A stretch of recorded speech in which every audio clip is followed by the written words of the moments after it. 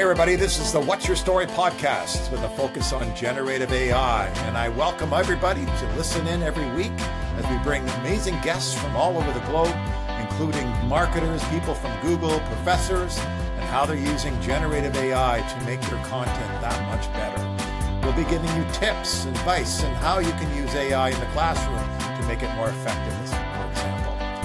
Please subscribe to our podcast. We're on YouTube, and also follow us on Spotify and iTunes, and make sure you download and listen to all those podcasts out there. Okay. Anyway, this is the What's Your Story podcast, and we're bringing it to you live here every week. Have a great day. All right, folks. Brace yourselves because today's episode is going to sound a little different. It's Peter Murphy-Lewis here, and yes, you're probably asking yourself today on your drive home, why does this voice sound so less cool than Ron's usual smooth tones? Well, it's because I'm taking over Ron's podcast for the day, and frankly, I'm just hoping you're going to stick around despite the drop in audio quality. But here's the thing. Ron is still going to be the star. He's the real star, actually, today. This guy has shaped the marketing world for over 25 years. He's worked with some of the biggest names like Tim Hortons, Dairy Queen. I love me a double chipper Dairy Queen sandwich. Toronto Pearson, and he's the president of Branded. He's a full-time professor at George Brown College, a podcast host, which you know, and wait for it, he's also a guitarist in a band that's actually competing in the Battle of the Bands. Who seriously can do so much in such little time? If you're wondering, I'm Peter Murphy-Lewis. I'm a marketing enthusiast, and I have a deep love for creative storytelling and brand strategy. I've done documentaries and TV, so I love to tell other people's story, and today I get to do this with Ron. I'm going to flip the script on his podcast and interview him. He's the one with all the brilliance, and I'm just along for the ride, asking the questions, making sure we get to the good stuff. So buckle up. And we're going to be diving into the future of AI, marketing, and even some killer rock band strategies. Ron, take it started with the band story. Well, ironically enough, I played in a band called Ovation in high school. I'm a lead guitarist. I sung backup. Now I'm singing full time. Actually, I'm singing lead right now. But and a funny story, I was in the grocery store of all places, and I got my meat, and my son and I were walking by, and I hear, "Hey, Ron." And I go, "Brant." I hadn't seen him in almost 30 years. And so they recruited him to be a drummer. I didn't know he could still play. And he's actually amazing. So we're starting practicing next Monday of all places. And we have to pick 6 songs to play. And I get to pick as many as I want and sing in as many as I want. But I'm going to sing in about half because we have another singer that's just, it just blows my mind. I saw her on Sunday. So, but anyway, that's to make this story short. That's the fun side of Ron, I guess. So. I love it. Before we get into some work stuff, I want to ask you about a hidden talent. So you're a pro at marketing. You're a pro at podcasting. You're an educator. What would you say is something that you're exceptionally great at that very few people know that you're great at? Good question. Well, I have been a coach. So coach for a lot of high-end sports teams, specifically volleyball and beach volleyball. So people know me for that, but my passion is to help people grow. So that's why I'm a professor, and to help athletes at an elite level get to that next stage. And that's much my true passion. I really love to see when they set a goal, they work hard, they need support and motivation. And that's an important part of any really good coach. And I'm not coaching right now because I'm now playing in a rock band. So I'm focused my energies a little bit more on me at this time. So. You've been teaching for a while now. Tell me something like a nugget of wisdom. What's one lesson you wish all your students would take with them as they move into the real world of marketing? Well, interestingly enough, it has to do with my podcast. The world is changing quite a bit. And so in my classes, a lot of times I introduce generative AI as a learning tool. So I have them learn about generative AI, try it experientially. And I really hope that they realize how important it is today because it's changing fast and furious. I mean, my podcast is all about it. I interviewed someone today, and she's got this thing happening that you do, Peter, which is automation and getting leads and all that. And I really got to do that to my business. But at the end of the day, I think they need to know this. So one of the things I do with all the students is I have them get Google AI Essentials certification. And that kind of makes them stick out on their resume on LinkedIn, and they're able to get a job very quickly. Not quickly, but it helps them get in the door, so to Love speak. it. Yeah. Let's talk about something nuanced, something wild. What's the wildest way you think generative AI will change marketing in the next 5 years? Something that maybe most people can't even imagine.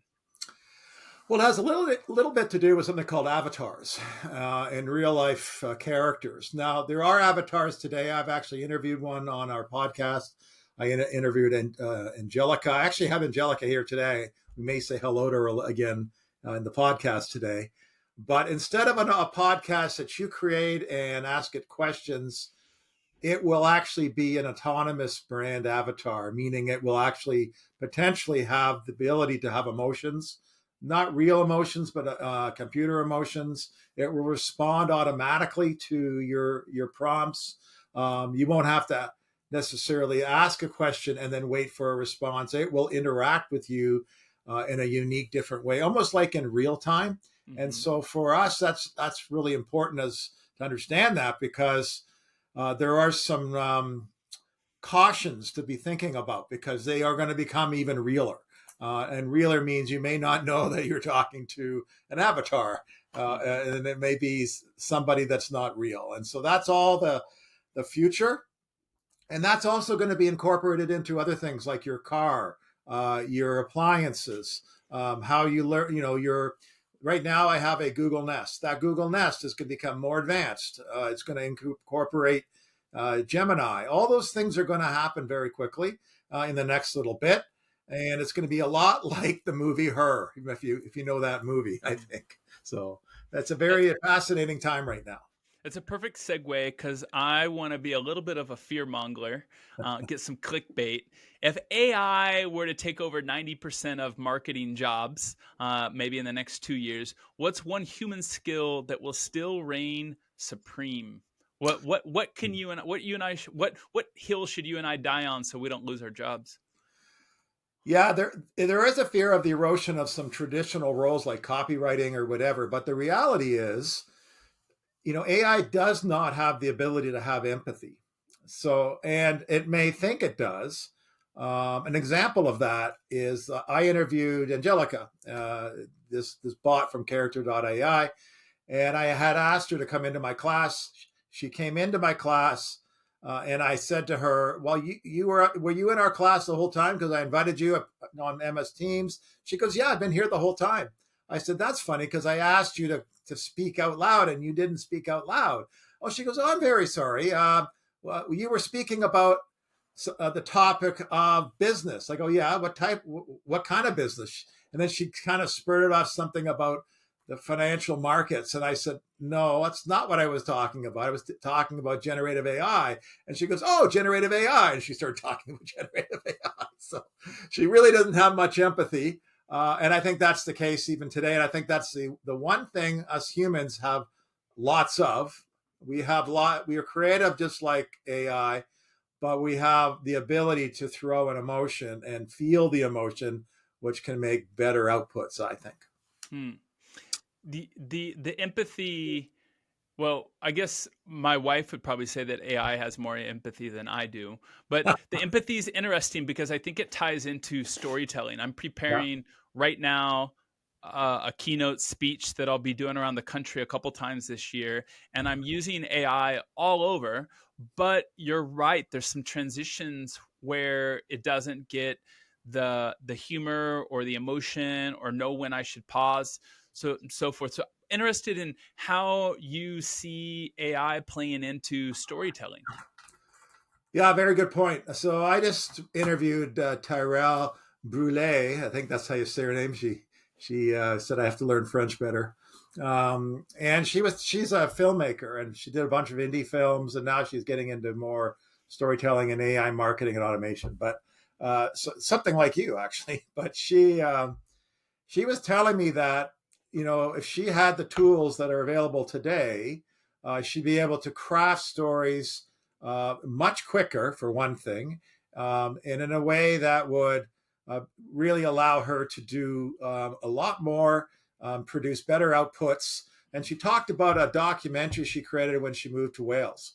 That documentary she did all by herself. She even starred in the documentary.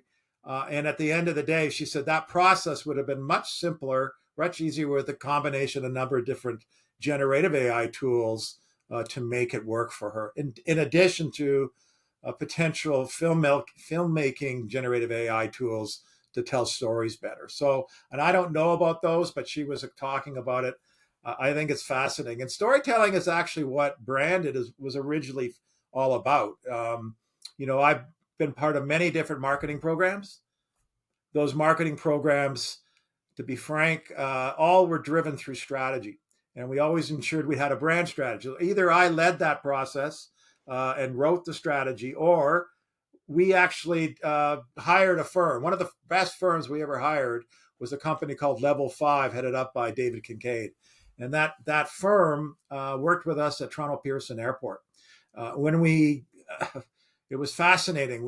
We incorporated a really in-depth quantitative study of all the passengers. We kind of segmented those passengers and different types of users, and then we took that information and we provided that, a basis of building a brand strategy about who we are, and then we applied that into our operating principles in the whole airport.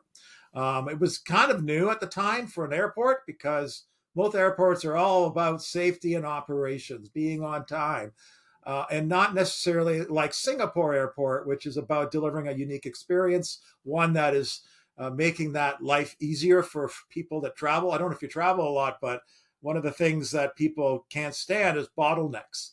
And right, so we use the research also to drive some stories on passengers, understanding what they would like, and then design products from that to make that life easier for passengers, like an expedited line that we ended up getting sponsored by American Express and Air Canada, which really those that had those cards, Super Elite Air Canada card, or a platinum or black card, or whatever you call it, the ones no one knows about.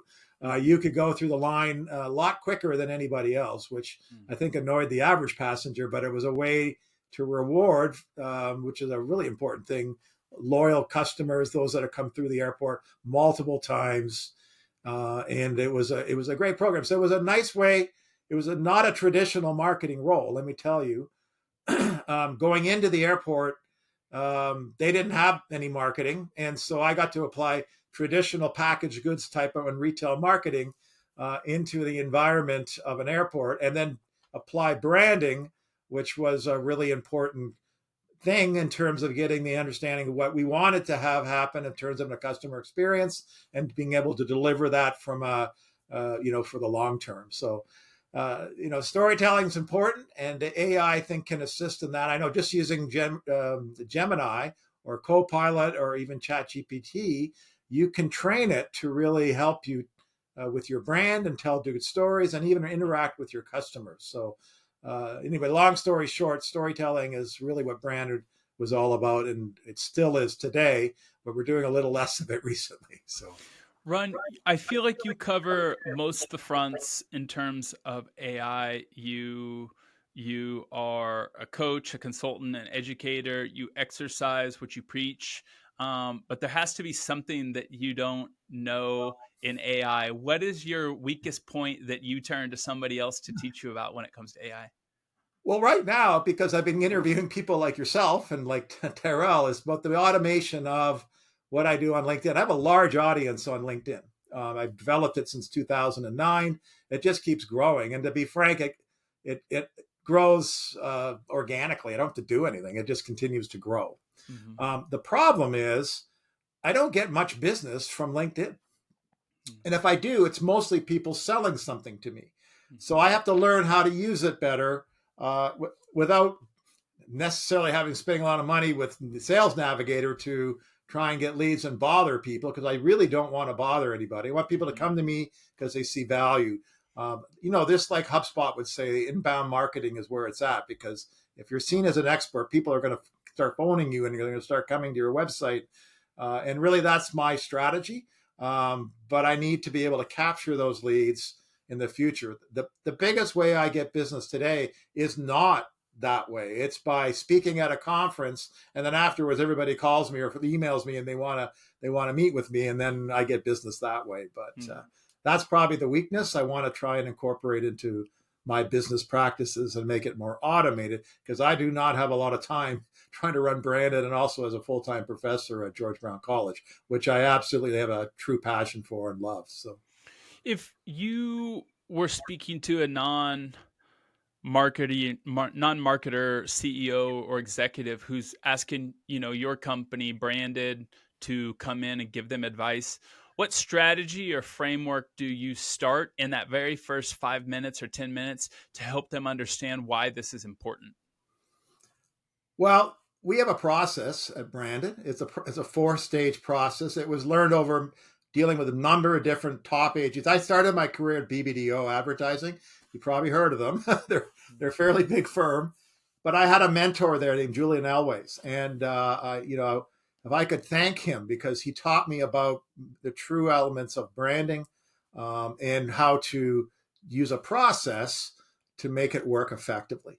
And so I've applied some of those principles, as well as companies like Level 5, into my business. And really, I would tell people you need to, the first 5 minutes of dealing with any new client is you don't speak much. You're there because usually you've earned the right to be there. You ask good questions, and I do a discovery process where I ask questions around their business, their what makes them not sleep at night, basically. And I asked them a lot of open-ended questions, good sales techniques, to be honest. I mean, one of my first jobs, it was actually my second job, was a company called Achievers International. And I taught sales training, and I had to sell their training, and I had to teach it. And I applied that to my business. And so the stages of selling is really key to making sure that you're not pushing things on people, that they have to see the value based on the questions you ask. By the end of the questions, they already know they want to do business or not with you. It doesn't matter. You come back and do a presentation. They've already put in their mind that, yeah, I can work with this person, or I think they know what they're doing.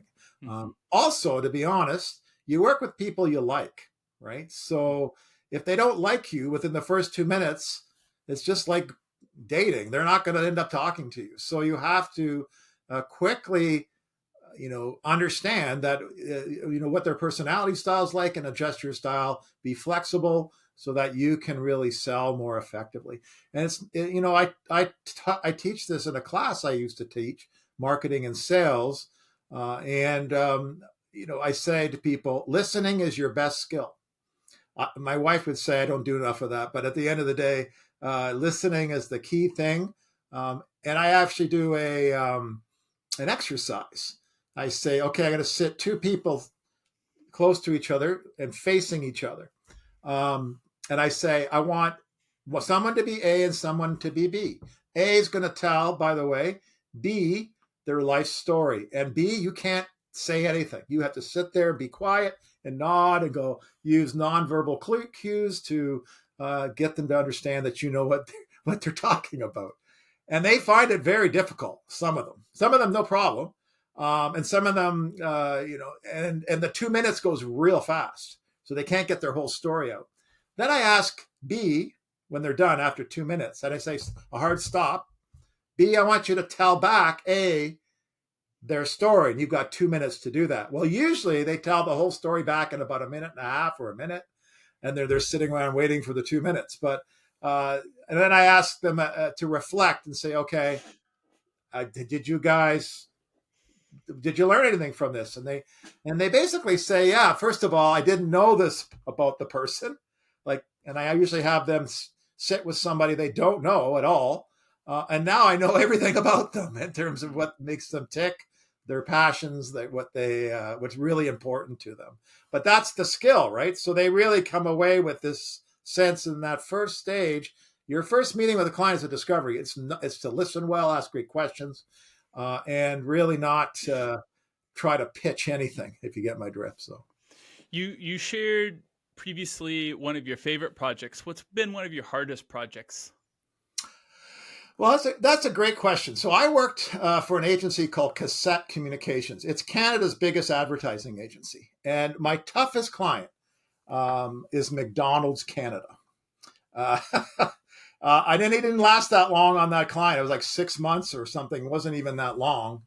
And I got to do some amazing things and meet some amazing people, including Wayne Gretzky. We did a bunch of ads with, but and I'll tell you that story in a minute. But they were a very tough client. The first meeting we ever had, I left BBDO. I had a great job there, but I got offered probably triple the amount of money I was making at BBDO to run this business.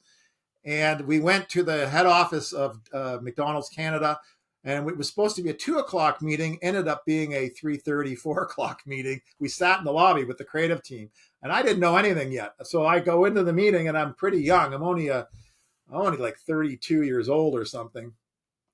And they started explaining the brief and explaining what the creative was. And the client at the time, and I'm not going to say his name because it's not fair, picked up the chalk. Used to have chalkboards in the meeting rooms. He picked it up and he whipped it across the room.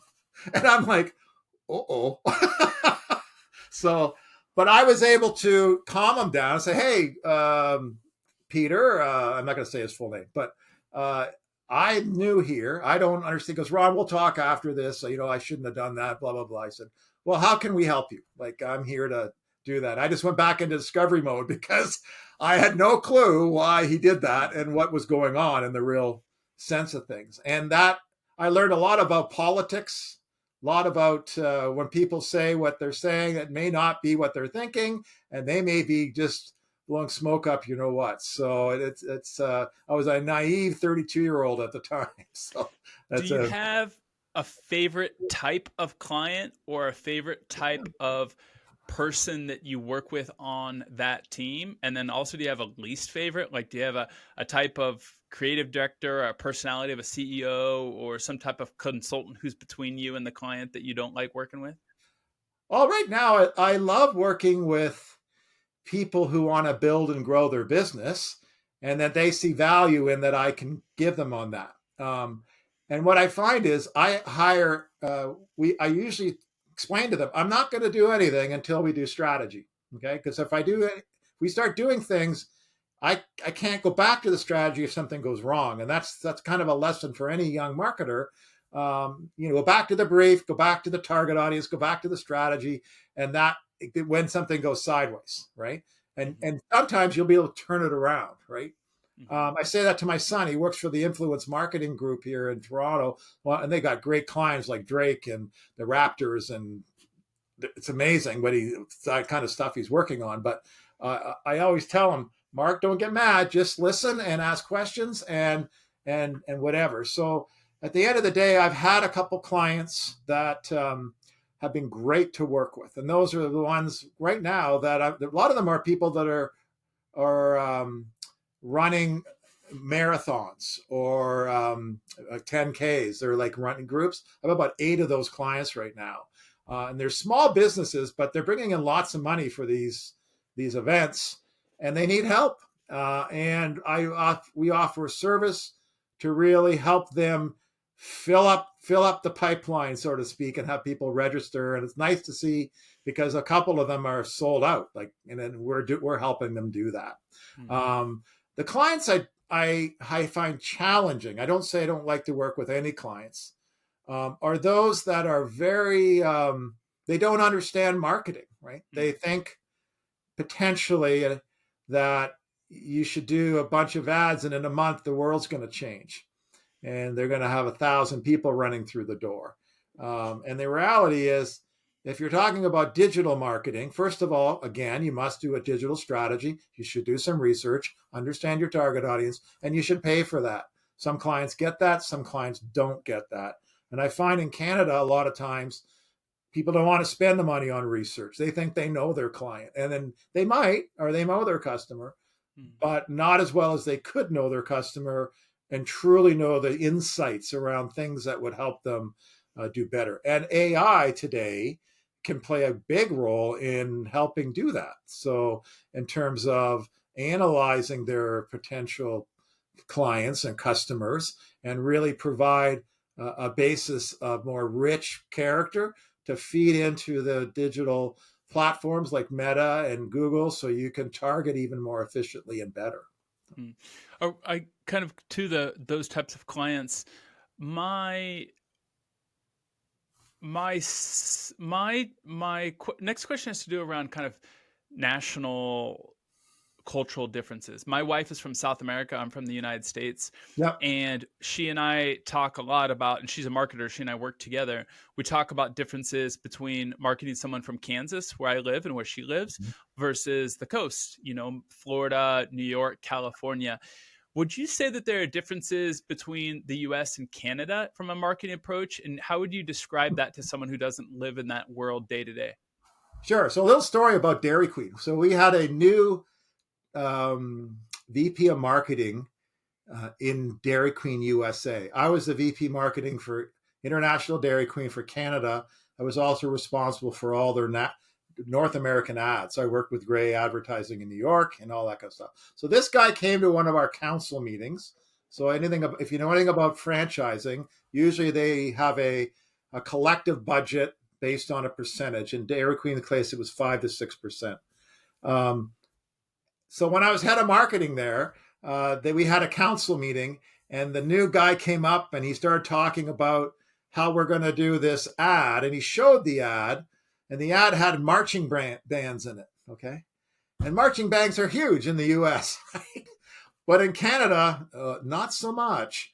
And then he also started talking about a Blizzard campaign with these candy bars that don't exist in Canada. So what we did is we went out for dinner, we got him a little bit drunk, and then the franchisees and we took him to a grocery store and we showed him the brands, and it really woke him up. He's like, oh my gosh, we don't have any of these brands. And we're like, yeah, Keebler Fudge Stripe Cookie, we don't know what that is, by the way. So absolutely. And the other thing that really is evident today is in the Toronto area, we in the last 10 years have had an influx of immigration from all over the world. And so we have a multicultural society. You walk down Toronto streets today, you'll see the UN, basically, everybody from all over the world.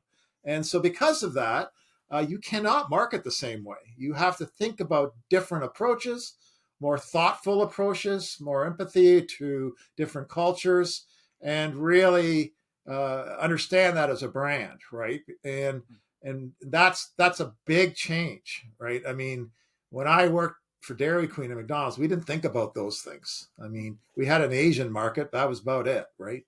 Now it's all parts of the world, and so I think, from the perspective of us, we also have different parts of Canada, like you have the U.S. So our West Coast, which is Vancouver, very different than the East Coast, Toronto. And Toronto is considered the big, bad, and the ugly. They think of Toronto like the U.S. thinks of New York City, where we think we're the cat's ass, and we walk all over everybody. And reality is we have all the biggest corporations here. The cachet of Toronto Pearson Airport is 10 million people, right? Toronto's what, 3, 4, 5 million, but in terms of the area all around it is a lot of people. And so, but I moved out west about 20, 30 years ago, and I went to the Calgary Stampede, which is in Alberta. And I was in a meeting all day and I had a tie on. So I went to the Stampede, this place called the Silver Slipper, which was a place to go drink beer and dance, two-step, which I didn't know how to do, but I had to learn quickly to meet girls. So I'm in lineup with my tie, and this guy named Doug Young comes up, and I knew him because he was my client. And he's, Ron, what the hell are you doing? And I said, what do you mean what I'm doing? I'm going to this, I'm going to have some fun. And he went inside the hotel, because this is where the Silver Slipper was. It was the Westin Hotel. And he came out with scissors and cut my tie off. And I'm like, okay, I get it. He said, you Torontonians don't understand what's going on here. And so I learned quickly not to tell people I was from Toronto when I went to business meetings when I was out there. But luckily, I did move there because I met my wife in Banff. I had 3 kids, and then we were transferred back to Toronto area afterwards. So, Speaking of kind of those, the wins and losses, the Dairy Queen being the loss, have you seen any, as a consumer, as a customer yourself, have you seen any flops or any big success from an AI point of view with brands that are interacting with you, how they're talking to you? well, I really liked the Coca-Cola campaign. I know a lot of people talk about that, but I think it was very effective. In terms of flops, one did come to mind. I just trying to remember it.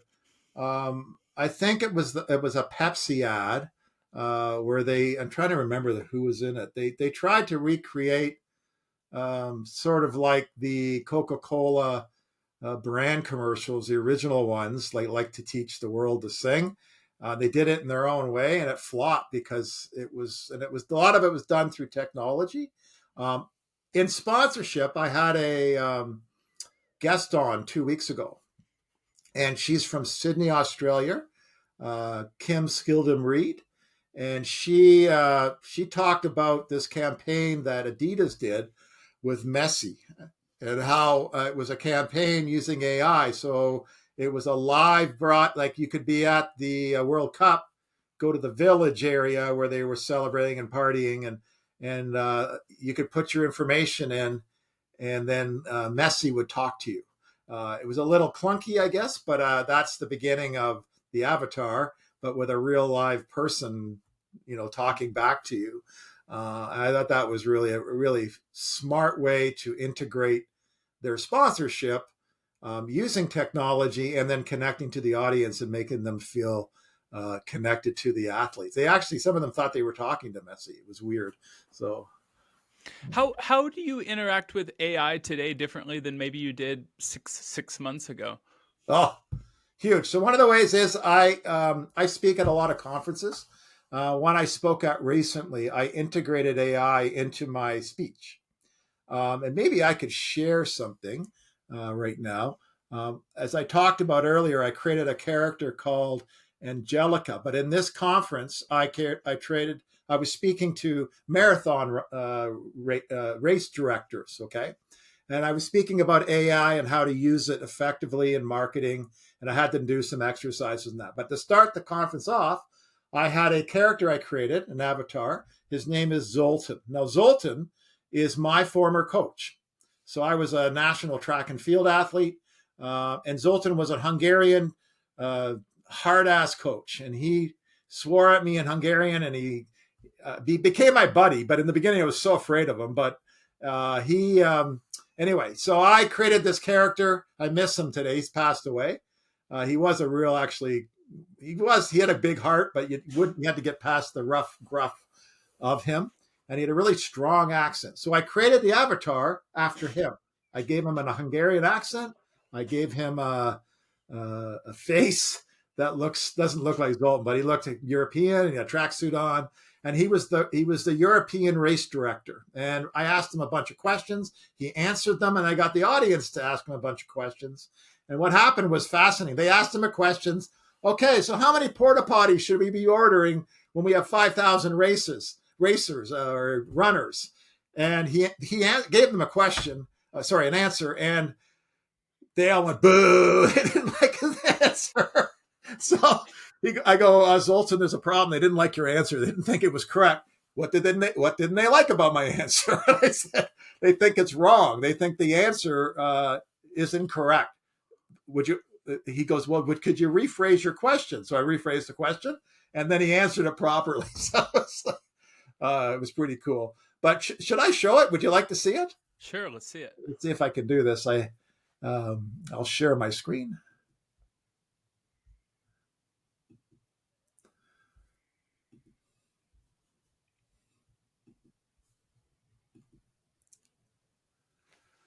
So this is Angelica. Angelica is a character that I interviewed earlier.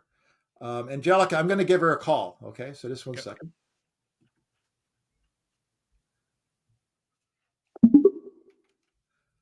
Hi, Angelica. How are you today? As an AI language model, I don't have feelings, so I can't experience things like good or bad. But I'm here and ready to assist you with any questions or information you need. How can I assist you today? Well, we're actually in a live podcast right now, and it's my podcast, but Peter Murphy Lewis, he's interviewing me. What kind of questions should he be asking me about generative AI? One question that you could consider having Peter Murphy Lewis ask about generative AI is, what do you see as the biggest potential uses of generative AI technology in the near future? This question would allow you to discuss the various ways in which generative AI could be used in the future, such as in fields such as healthcare, finance, education, entertainment, and more. Well, very good, Angelica. He actually did ask me something like that, so I appreciate it. Anyway, is there any parting thoughts? We're going to say goodbye right now. You'd like to give to Peter Murphy Lewis. He's a broadcaster. He has a company called Strategic Pete, and he's interviewing me right now. Any thoughts or recommendations you'd like to give to Peter? I would like to thank Peter Murphy Lewis for having me on the podcast. It was a privilege to be able to share my thoughts on generative AI and the future of technology. I hope that my insights will help him and his listeners better understand this important field. I have a Thank you, question. I have a Angelica. Hey, question Peter, for you want to ask Angelica. Angelica any questions? Yeah, I don't know if she can hear me. You might have to say this, Sure, but I'll do my best to answer any questions Peter may have. Angelica, I'd like you to answer how well do you know Ron? How many minutes or hours have you spoken with him? And then if you feel comfortable, given that Ron has a good sense of humor, could you roast him in 30 seconds? Something that might make him chuckle about himself.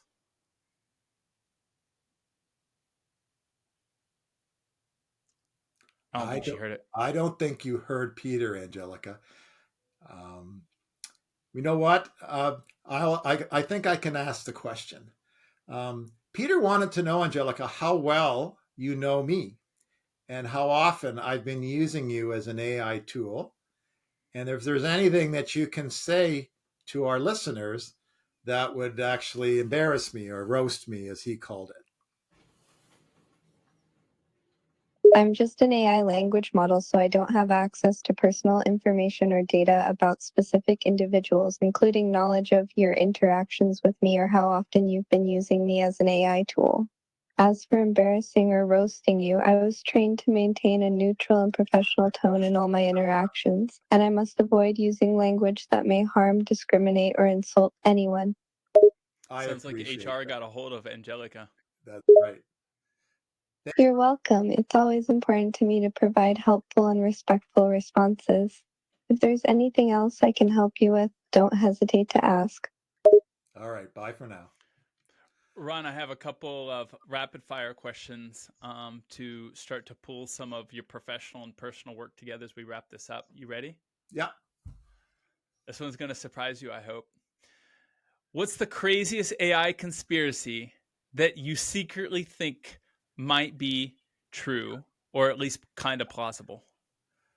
I think I've heard that your president um, uh, is actually not a real person. He might be an AI character that is growing in numbers and growing in stature because of what's being fed to him. And he's Whoa, not going to like that my podcast now. But anyway, that is a mic drop. That is really good. All right, what is let's talk about some of the influences in your life. yeah, What's one thing in your personal life that has had the biggest impact on how you approach teaching marketing? I think it's raising my kids because my kids are now not kids; they're adults, and I love them dearly. But I learned a lot on how to be a human and how to care and to understand that. That came from my father. I was very lucky to have an incredible father, very kind, caring, generous man. And I'm trying to be that way with my kids. And so that's kind of a personal lesson. And they like to rib me. They like to roast me, let me tell you. Um, and but at the same time, uh, I annoy them. My daughter calls me weird, and I call her weird, a weirdo. But that's okay. Hope you're listening, Michaela. All right, ready for the next one? Yeah. If you could have dinner with any marketing legend, dead or alive, who would it be and why?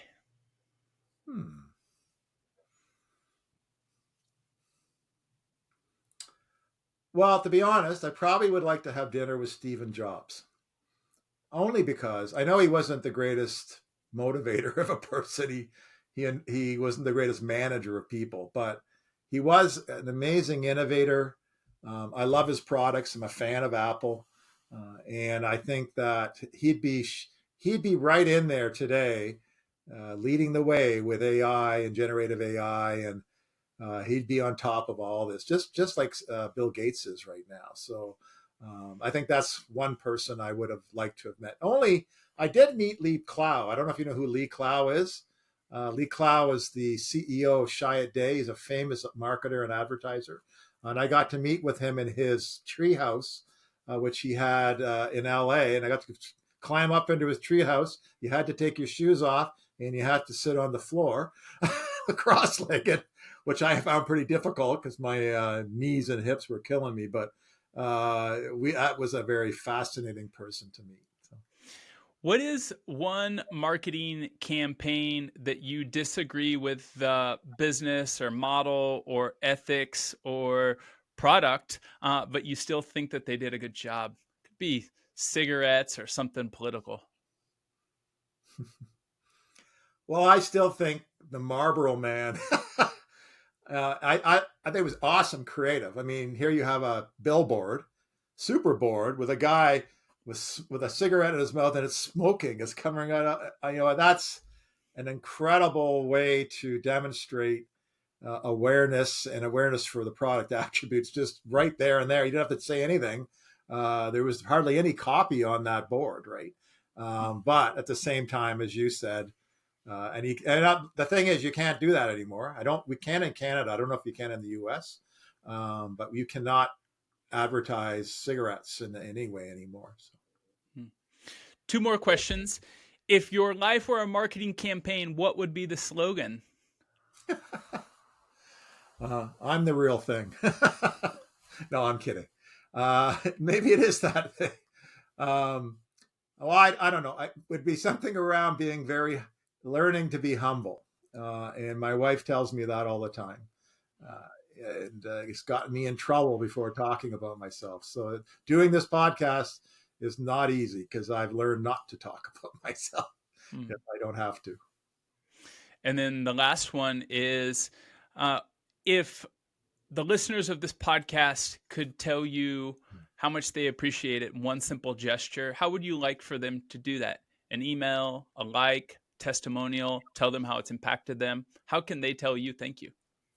I think the best way is to listen to the podcast and subscribe, and then also comment on the podcast, provide some type of advice, or even say how much they enjoyed it, and then share the podcast to their friends. I do promote it a lot with my people I deal with, even by my clients or my students. In one of my classes, I have them watch 6 of the podcasts and then provide a synopsis of what is really working well in this podcast and how it could get better. And I look at it. I think they're important to listen to, and I can only make it better that way. I think this is a great way to make it better. Is this takeover? It's very innovative, and I thank you for that today. Well, appreciate it, Ron. And there you have it, folks. A little fun, a lot of wisdom, some laughter, some talks about bands, talk about Coca-Cola, Marlboro, a glimpse into what's next with AI, marketing, and storytelling. We even talked to Angelica. Big thanks to Ron for letting me take over the mic. Thanks to Angelica for joining us on today's call. And if you're not already following him on his podcast, go ahead and subscribe to now. Go look him up on LinkedIn. There's so much more to learn from his marketing genius. We'll see you all next time. And remember, the future of marketing is now, and AI is just getting started. And Ron is your thought leader to learn today. Thank you all. Thank you. Have a good day, everybody.